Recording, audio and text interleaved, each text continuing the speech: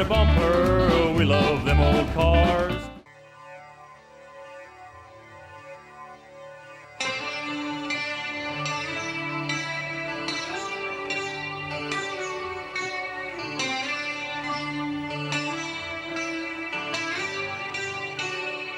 Stuart, g'day and welcome to Bumper. How you going? How do you do? We're here at the 2017 Winter Historics. Indeed. Now you've got this beast of a car, mate. This is one big car with one big long engine. What is the make and model of this car to start off with? Well, the car was made by a factory called MAB in France, Yes. which were bearing manufacturers. They didn't make complete cars, but in the early 20th century, they made components for cars. Yes. So you could buy a Type A chassis and a number 3 gearbox and so on. So all the running gear on the car is original.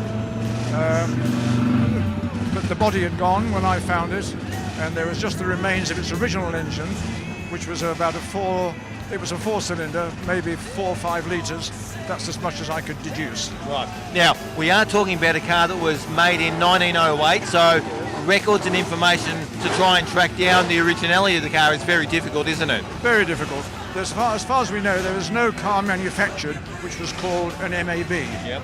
Because they were just the component people, but quite a few cars in England and France in that period used these components, and then they'd put their own label on the front. So what label this had on the radiator originally, I don't know. Yeah. But of course all the bearings in the car were still there. All the original bearings were still there. They're all stamped MAB. The castings are stamped MAB. So to me it's an MAB.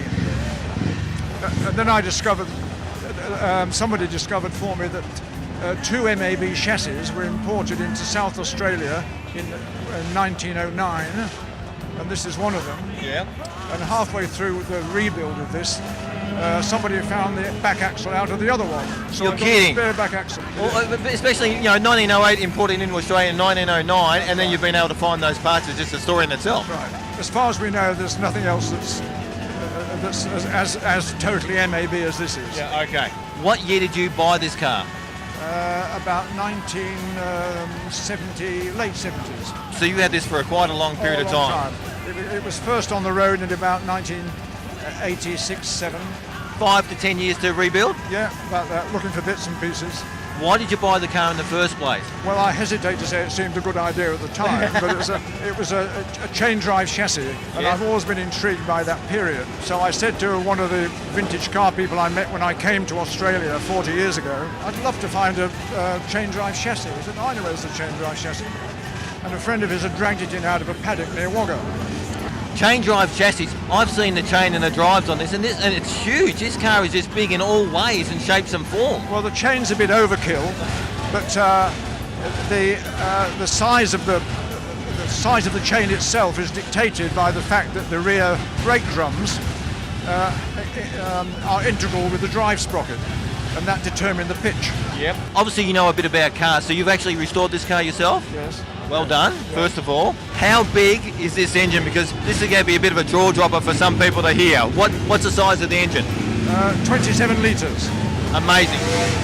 Just adequate.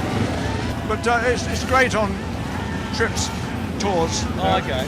Going up through the mountains and things like that. So you get this out on the road on a regular basis? Oh, it gets used pretty regularly, yes. How's the fuel economy on this car? Very difficult to answer. I did a check one day, driving down the freeway, and it keeps up with the freeway traffic perfectly easily, and I was getting 9 to the gallon. Yep. Whatever that is in, Yep. but as soon as you get into traffic, it's probably 2 to the gallon. Yeah. So I stay in the country. What are some of the special features that are on this car? Because not only is this car old, but it's got a lot of beautiful brass work. The dash is beautiful. The tank at the back is like a 44-gallon drum, so to speak, but it is a very nice, well put together car. Well, the instruments were sourced 30 years ago when there was not as much interest in Edwardian stuff. Yeah. So that was relatively easy to find, and the lights and the clock and the rev counters and things like that. It'd be much harder to find them now. Yeah. So now it's just a case of really maintaining the car because everything else is complete? There's nothing else I really need to do, it's just maintenance. Yep. And just looking cool driving such a beautiful car? Well, it's fun. All right, Stuart, I want to say, look, it's been a pleasure to be able to go into a car that is this old and to see that the passion you have for the car, which is fantastic, and under very noisy conditions. I want to say thank you very much for being on Bumper to Bumper and enjoy your rest of your weekend here at Winton. Thank you, it's a great pleasure. All right, me too. Cheers.